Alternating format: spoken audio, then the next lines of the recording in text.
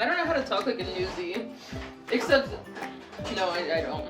Hi, I'm Allison Albasi. And I'm Elaine Fleming. And this is What the F Do You Taste Like?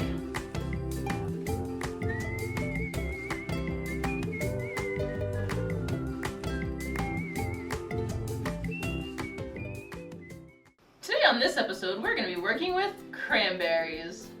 Ooh, spooky. Today we're going to be making cranberry sauce from scratch. Cranberries are seasonal. You can only buy cranberries this time of year, and that's not just because they're popular for Thanksgiving, it's the opposite. They're popular because this is the time of year that they grow. So anyway, we're making Christmas cranberry sauce today. Most of us grew up on the gelatinous stuff that comes out of a can and it's shaped like a can and then you cut it into little can slices and eat it. There are actually cranberries in your cranberry sauce, but there's 4 ingredients in canned cranberry sauce, and they are water, sugar, cranberries, and high fructose corn syrup. And that's about it. It's literally just sugar, water, and cranberries. So we want to make our own cranberry sauce. We're going to add fresh orange juice and orange zest because orange and cranberry are very complementary flavors. We're also going to use honey to sweeten it instead of sugar.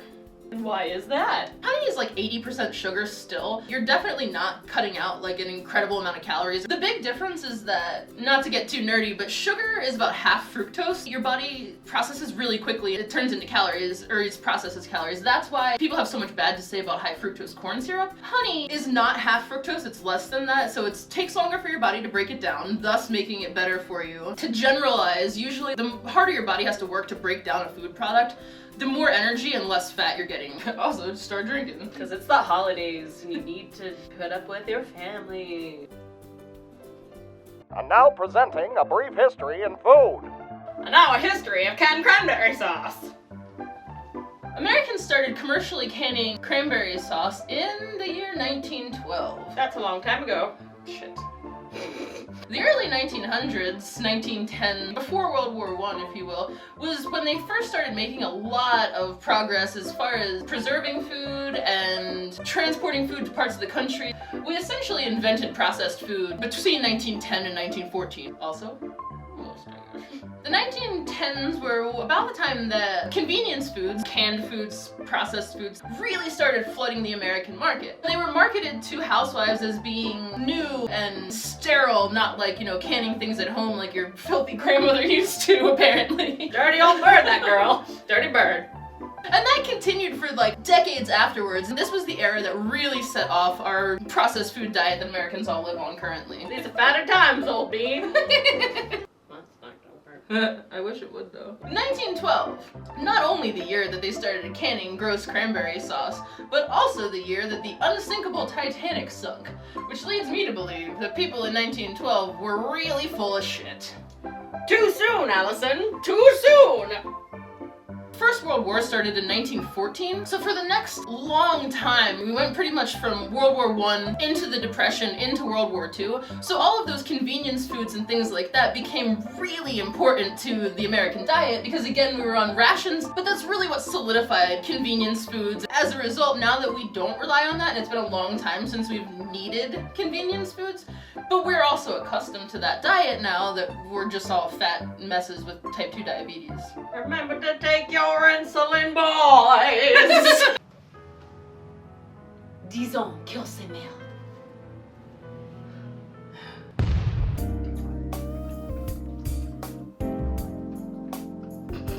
If this is what you're into. We're gonna simmer the cranberry juice, the orange juice, and the honey together. So we're gonna bring it to a boil, and then we're gonna reduce it to a simmer for a few minutes, and then we're gonna add our cranberries. We're making homemade from scratch cranberry sauce, but at the same time we have margarita pizza in the oven. I don't need to tell you my life. Why don't you mind your damn business, internet? We are zesting. This is an adorable zester. However, zesters are super cheap. You can buy them at the store. If you want to cut your orange in half and then try to zest it, good luck. When you're done with zesting, we need a 1/4 cup of orange juice. And since I am an aficionado, I'm just gonna guess how much a 1/4 cup is. Just Do it over your hand like such. Clean hands, please. Then if any of the seeds do come out, because then you can just catch them and you don't have to strain your shit afterwards. The recipe calls for a 1/4 cup of 100% cranberry juice. This stuff is still 100% juice, no sugar added. This one has apple juice and white grape juice in it as well. We're also going to use a 1/4 cup of our cranberry, apple, pear, whatever, no sugar added. It's all organic, woohoo. So we've got our fresh squeezed orange juice, our cranberry juice, and then we're going to add a cup of honey. This is local honey. It's grown in the Black Hill, or grown. That's not how they make it. So we need a whole cup of this. One of my least favorite things about honey is how annoying and labor intensive it is to use because it's all gooey and stupid and there's hair in it. Those 3 ingredients are all that we're going to put on the stove right now. We want to bring it to a boil, and then we're going to reduce it to a simmer for about 5 minutes. Just let them all, you know, touch each other and get to know one another. About 10 minutes from now, we're going to put our clean cranberries into the mix, the whatever, cauldron. The reason, by the way, that we're using a pot that is clearly oversized for this, when cranberries get going, they burst. So you don't want to use a little tiny baby stock pot because then you'll probably either make a mess or burn yourself with flying cranberry guts. It's no way to die.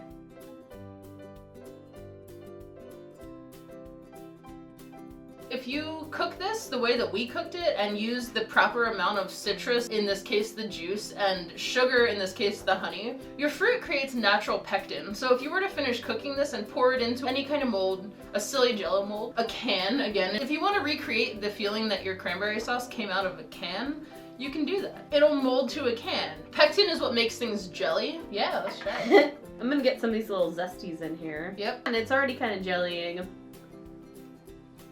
That's pretty good. It is very good. Good job! Yeah, we did it! If you enjoyed this video, click below, like and subscribe. And if you can think of a particular dish that you want to see us either fail or exceed at, let us know what you want us to make. I feel like now we could just do the thing where we banter. Why would you take a beautiful homemade dish and put it in a can and refrigerate it just to recreate a can shape? Some people do it. Everyone's childhood trauma is their own. I don't really like cranberry sauce that much, but definitely not a fan of the canned stuff. It's gross. And even if you are a fan, like that's what you grew up on, maybe take a second to consider that 2 of the 4 ingredients are sugar and high fructose corn syrup.